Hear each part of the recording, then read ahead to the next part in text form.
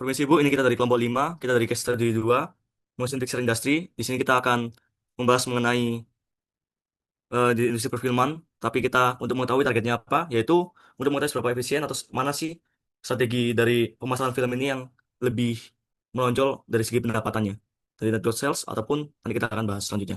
Ini anggota kelompok kami, ada saya sendiri, Kak Dargo, ada Adrian Bagas, Dennis Linton, Muhammad Fatir, dan Christopher Samuel Larsono. Ini dari beberapa subbab yang mau kita bahas ada 4 di sini. Dari pengenalan dulu, lalu metodologi yang kita pakai. Di poin ketiga ada yang tugas sesuai kemarin. Belajar report kita bikin dua, yang pertama sama yang kedua. Gitu. Lalu lanjut ke latar belakang, case intro, yaitu latar belakang kasus. Industri film merupakan bisnis akomodatif, jadi kita akan bahas, karena di sini ada data 10. Setiap tahun lebih dari 50 studio memproduksi sekitar 300-400 film baru. Dan kita di sini pakai variabel-variabel yang dipakai susah soal juga, di weekend gross sales, total gross sales, numbers of theaters, weeks in top 60. Dan data penelitian ini sampel 100 film yang diproduksi pada tahun 2005, tapi kita pakai 10 sesuai soal. Lalu dari research metodologi yang dibahas oleh Dion. Dan pendekatan penelitian. Jadi jenis penelitian yang kami lakukan itu penelitian deskriptif, lalu pendekatannya itu kuantitatif karena menggunakan angka.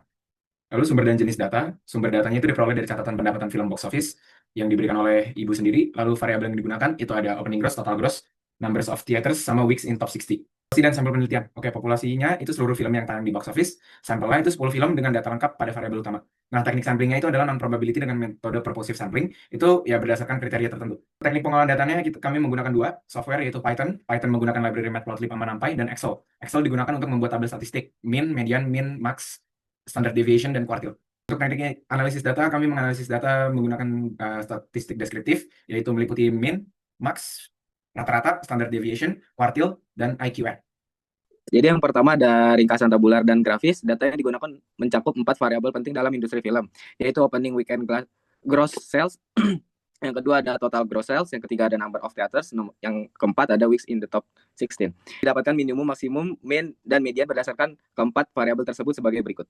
Contohnya ada di variabel yang sebelah kanan. Perbandingan opening gross sales.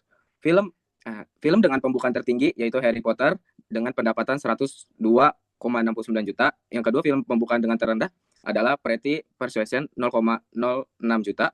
Yang ketiga ada Batman Begins and Miss Smithy juga menunjukkan pembukaan kuat di atas 45 juta dolar. Film seperti Ladies in Lavender dan Pretty Persuasion hanya memiliki pembukaan sangat kecil, menunjukkan distribusi atau daya tarik pasar yang terbatas. Yang terakhir, sebagian besar film dengan pembukaan tinggi juga memiliki total penjualan tinggi yang korelasi positif. Topik perbandingan total gross sales. Film dengan penjualan tertinggi yaitu Harry Potter and The Goblet of Fire yaitu 287,18 juta.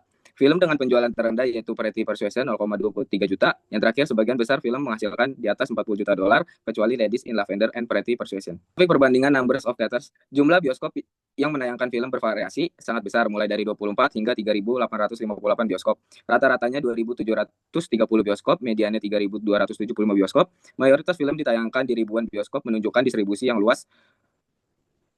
Film dengan jumlah bioskop terbanyak adalah Batman Begins and Harry Potter, masing-masing 3.858 bioskop. Film dengan jangkauan terkecil adalah Pretty Persuasion 24 bioskop. Perbandingan weeks in top 60. Rentang waktu bertahan film dalam top 60 berkisar antara 4 hingga 22 minggu. Rata-ratanya 12 minggu, mediannya 13 minggu. Sebagian besar film mampu bertahan di jajaran top 60 box office selama sekitar 3 bulan. Film yang bertahan paling lama adalah Ladies in Lavender yaitu 22 minggu. Film yang bertahan paling singkat adalah Pretty Persuasion yaitu 4 minggu. Grafik scatter total gross sales versus opening gross sales. Oke, dari total gross sales versus opening gross sales ini tuh memiliki hubungan positif yang kuat. Jadi semakin tinggi opening gross sales itu semakin tinggi juga total gross sales. Lalu ada trend line yang dengan fungsi Y sama dengan 3,02x tambah 4,59. Ini artinya setiap kenaikan 1 juta US dollar pada opening weekend gross sales akan diikuti peningkatan 3,02 juta US dollar pada total gross sales. Scatter total gross sales versus numbers of theaters. Total gross sales lawan numbers of theaters itu memiliki hubungan positif yang moderat, tidak terlalu kuat. Semakin tinggi numbers of sales, semakin tinggi total gross sales. Lalu di situ ada trendline Y dengan fungsi Y sama dengan 0,05x dikurang 31,8. Ini berarti setiap penambahan satu bioskop akan menambah 50.000 US dollar dan nilai konstanta negatif, berarti ketika jumlah bioskop sangat dikit, total pendapatan juga akan relatif lebih rendah. Masuk ke grafik scatter yang ketiga, yaitu total gross sales versus weeks in top 60. Nah, hubungannya itu mereka memiliki hubungan positif yang lemah. Namun, semakin lama weeks in top 60 itu semakin tinggi juga total gross sales. Nah, trendline Y itu digambarkan di dalam grafik itu yang garis warna biru itu memiliki fungsi 5,41x ditambah 20,61. Ini artinya setiap 1 minggu bertahan di top 60 maka total gross sales meningkat 5,41 juta US dollar. Dan nilai konstanta positif menandakan bahwa film dengan waktu tayang yang relatif singkat tetap dapat menghasilkan pendapatan yang cukup besar. Laporan manajer kedua, yaitu analisis data secara teoritis, statistika, dan deskriptif. Langsung saja kita lanjut ke sesi berikutnya. Tabel, kita bahas sesi persatu. Jadi untuk opening gross sales-nya dulu, di bagian sini, yaitu rata-rata 30,17 juta USD dengan simpangan baku 30,90 juta USD. Variasi cukup besar, dan nilai minimumnya dari semua data yaitu 0,06 juta USD, maksimumnya ada di 102,09 juta USD. Ini ketimpangannya sangat besar antara nilai minimum dan nilai maksimum. Nah, lalu nilai IQR-nya sendiri yaitu 32,58 juta USD. Artinya apa? Distribusi data pada variabel ini cukup lebar. Untuk total gross sales, yaitu rata-rata yaitu di 95,803 juta USD dan simpangan bakunya yaitu ini 96,85. Artinya variasinya cukup besar dan nilai IQR-nya sendiri tinggi dan variabelnya cukup lebar, jadi sangat menyimpang gitu ya. Deskriptif untuk numbers of traders. Jadi numbers of traders ini kita baca aja rata-ratanya di 2.492 dan simpangan bakunya 4.421, minimumnya 24. Variasinya cukup besar ya, sama. Dan nilai QR sendiri di 1403 bioskop, ini cuma bioskop. Jadi distribusi data pada variabel ini cukup besar. Jadi di segi bisnis ataupun apa, kita bisa mengetahui bahwa semakin banyak tradersnya, biasanya semakin besar peluang pendapatan kan. Tapi ya di sini harus kita pahami dulu faktor-faktor yang lain juga.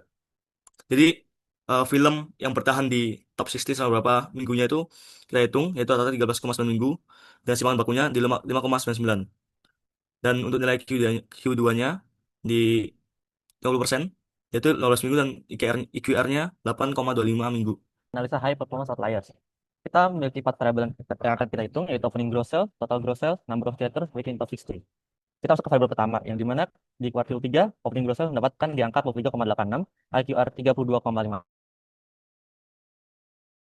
23,73. Lalu di variabel kedua total gross sale, di mana kuartil 3 menyentuh angka 90,39, IQR 130,53, batas atasnya 197,68. Lalu di variabel ketiga, number of theaters, di kuartil 3, variabel ini berada di angka 3.444,25, IQR 1.403, dan batas atasnya 5.548,75. Lalu variabel keempat, variabel terakhir, weeks in top 60 di kuartil 3 mendapatkan angka 17,5, IQR 8,25, batas atas 29,88. Di perhitungan yang kami dapat dari data sebelumnya, Harry Potter and the Goblet of Fire, di mana outliersnya itu berada di variabel opening gross sales.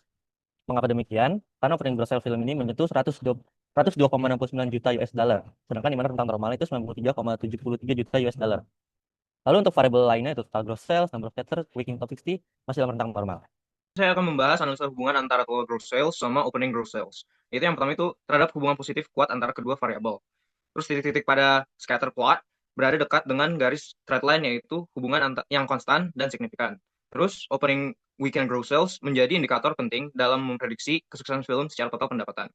Terus film dengan opening gross sales tinggi cenderung memiliki total gross sales yang besar. Nah, fenomena ini dapat dijelaskan secara psikologis karena film yang populer pada minggu pertama biasanya menemukan exposure yang meningkatkan penonton berikutnya. Hubungan antara total gross sales dengan number of theaters atau jumlah teater. Nah, yang pertama itu hubungan antara kedua variabel ini bersifat positif namun moderat. Nah, terus semakin banyak bioskop yang menayangkan film, semakin besar potensi pendapatannya. Meskipun demikian, jumlah bioskop bukan satu-satunya faktor yang menentukan keberhasilan film secara komersial. Nah, faktor lainnya seperti popularitas, kualitas cerita, dan strategi marketing juga berpengaruh terhadap total pendapatannya. Itu analisa hubungan antara total gross sales dengan weeks in top 60 atau minggu dalam top 60. Nah, yang pertama itu scatter plot menunjukkan sebaran titik yang cukup lebar dari garis trend line, menandakan hubungan linear yang lemah. Terus, lama film bertahan di top 60 memang memberikan kontribusi terhadap total pendapatan, tetapi tidak signifikan. Dan yang terakhir itu dapat disimpulkan bahwa daya tahan film di pasar merupakan salah satu indikator keberhasilan, namun bukan faktor utama yang menentukan besarnya total gross sales. Jadi kesimpulan, secara keseluruhan, hasil ini menggambarkan bahwa industri film itu variasinya bermacam-macam. Dari pendapatan, distribusi, dan cara strategi bagus, tapi belum tentu akhirnya bagus juga. Atau yang awalnya bagus, tapi belum tentu ya akhirnya bagus juga. Jadi tergantung pada marketing mereka juga. Dan total pendapatan lebih besar, itu bisa bertahan lebih lama. Hal ini menunjukkan bahwa strategi peluncuran menentukan keberhasilan secara pendapatan sebuah film. Sekian sekiranya dari kelompok kami. Kami semua mengucapkan terima kasih.